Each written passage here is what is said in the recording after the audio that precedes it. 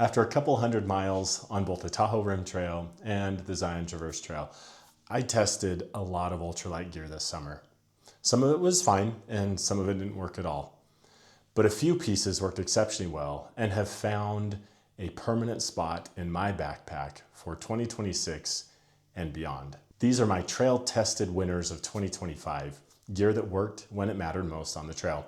And I think a few things that you should consider for your kit in 2026 and beyond. Hey friends, welcome back to the channel. Hey, today I want to talk a little bit about my 2025 ultralight gear wins.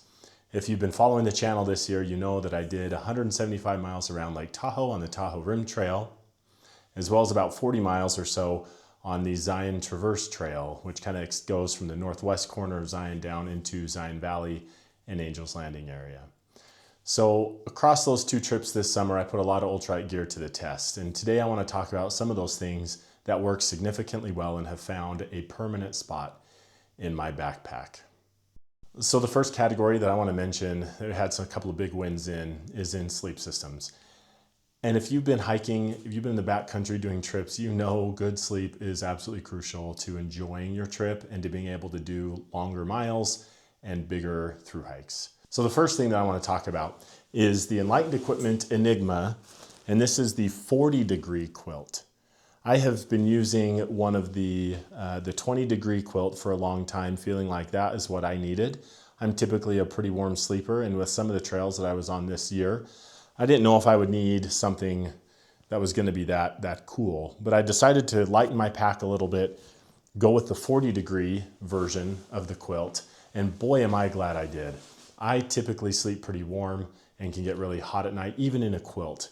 And so having the 40-degree quilt on the Tahoe Rim Trail, being up in those mountains in end of June, early July, and even using this 40-degree quilt in October in Zion National Park was so nice and so helpful for me. And as a benefit, it lightened my pack, but hey, you know what? You'll take 3 or 4 ounces where you can. And the second piece of gear that I tested out was a pillow. This is the Big Sky International Ultralight Inflatable Pillow. And just look at how kind of thick this is. In particular, kind of where your head sits here. I am a side sleeper and I need that extra cushion on the side here. And this pillow is just wonderful. It's a TPU kind of bladder, I don't know, a pillow, if that's what you want to call it, which can kind of feel a little funny. So pro tip, take your buff or get a buff and throw it over the top of the pillow, almost like a pillowcase. And if you need a little bit more stack height to it, throw your mid layer in there, throw some clothing underneath it so that you can get a bit of a higher pillow, which will help you sleep as it did me. So this Big Sky International will be my go-to pillow moving forward. It's got a nice little pad strap on it. And again, I can just throw my buff over the top of this to have a more of a pillowcase feel. And I slept wonderfully with this pillow. And I'm so grateful that this will be a part of my pack 2026 and beyond. So this next category I'm going to talk through is really backpack and kind of things within the pack. And that first win is the Durston Kakwa 40 backpack. Again, if you've been following the channel, you know that this was a little bit of a late addition for my Tahoe Rim Trail hike. The original backpack I was planning to use was frameless, and just as I was taking it out on some shakedown hikes, was just not working well for me at all. I don't have a ton of a base weight. I do carry a little extra camera equipment, but my base weight for the Tahoe Rim Trail was probably around 10 pounds, but I just could not get that previous frameless pack to work. So in stepped the Durston Kakwa 40, and man, it was wonderful and made that trip awesome. This is definitely a pack that I'll consider using in the future. I love the 40-liter size. It's perfect. Even if you need a bear canister, it can fit right on top with this included V-strap.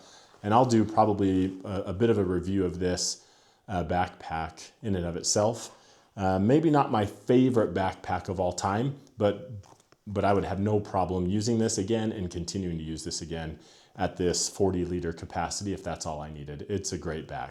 The other piece is maybe a little bit more of a sentimental piece for me. And everybody has one. You likely all have a food bag already. But I was able to pick up a food bag from Hilltop Packs.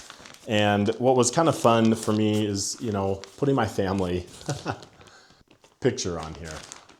I have 4 kids, obviously, and a very loving and supportive wife.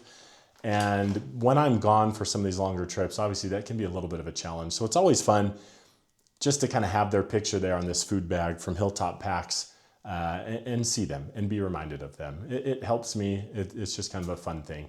If you're interested in a pack like this, I've got a link down below. Also a 10% off discount code to Hilltop Packs.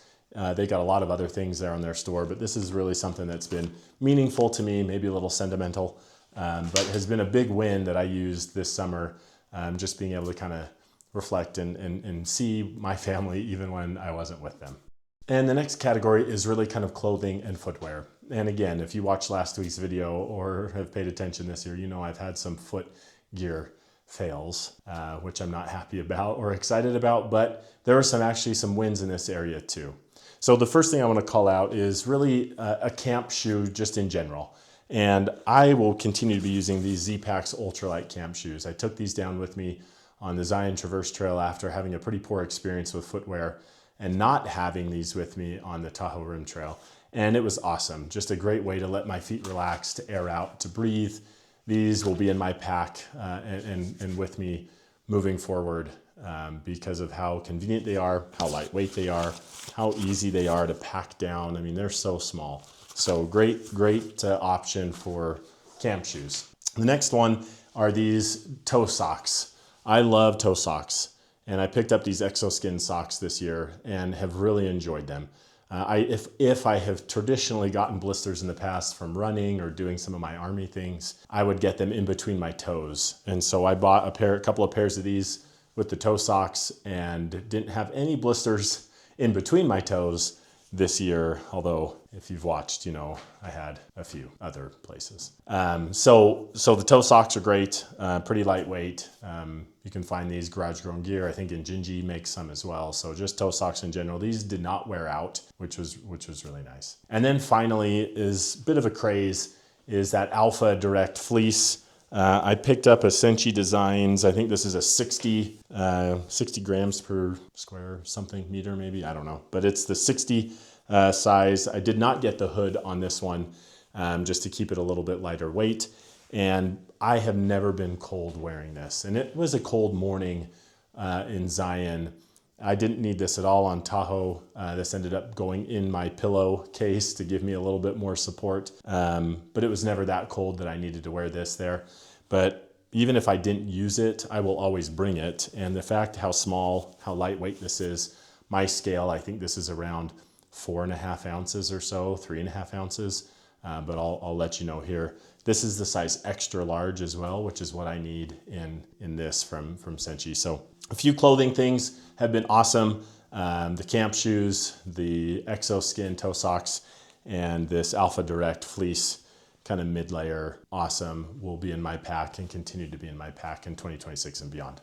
Okay, and now finally, this is kind of the miscellaneous section of just other gear. So again, if you watched last week's video, you know my new filter of choice, the Platypus Quick Draw. I will continue to use this. This has made a permanent spot. This has found a permanent spot in my pack based on its reliability, and its weight obviously is nice, and just the durability of this, not having to deal with other finicky things like the bags on the Sawyer, the Catted and Be Free. This is just something that is simple, easy, and reliable. I have also found in my pack the Ceanoc Through Bottle or something similar. I think there's a ingenious.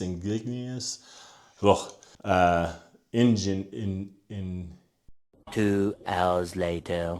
Anyway, I can't say that word. So anyway, the Noble bottle and Miranda Outdoors I think has a bottle, but reusable. It's not contributing to plastics that it's being thrown away and just creating just more trash on the planet. So I'm going to be using this, and this has kind of found a permanent spot in my bottle, in my backpack moving forward. And then finally, this Alpenglow Gear Alpenglow pump. This is so lightweight, like an ounce maybe. It did a pretty decent job filling up my Thermarest NeoAir X-Lite, the NXT 25-inch, like the bigger version. I think I needed about 2 full breaths to kind of get it to where I like it after using this. So on smaller hikes, probably where batteries are not really a huge issue for me, took about 10 minutes or so, 15 minutes to fill up, although I think I had a viewer point out I might have been doing something wrong and it should be significantly faster than that. So I'll test that out again. But I think this is going to find its spot in my pack permanently. It's so lightweight, and it just is so nice to not have to sit there and blow things up after a long day on the trail. And then finally, there's a couple of things that maybe aren't so much in the backpack, but really provide a lot of value to me as a hiker and a thru hiker. One of them being very sentimental, one of them being very practical. And from a practicality standpoint, if you haven't checked out Erin at the Backcountry Foodie, I would suggest looking that up. She has created, as a dietitian and a nutritionist, also an avid backpacker, she's created a wonderful resource to help people understand calories, to help people understand different foods that you can prepare and take into the backcountry. Some of them are maybe a little bit more complex if you are like car camping, and others are super simple, even for the long distance thru hikers, where you can get some very basic ingredients and create some pretty impressive meals. I think some of the feedback is always that backpacking food is pretty bland, but if you want some very simple and tasty, nutritious, and caloric recipes to kind of change things up a little bit, head down in the video description. You can check out a link and a discount code for my viewers to Erin at the Backcountry Foodie. And then finally, what's a little bit more sentimental to me, and you see these every time we're in these videos, are these posters behind me. These are from tellyourtrail.com. And every time I finish a hike, I'm able to go on their website, find the poster, these custom posters, and hang one up on my wall. So 5 of them here.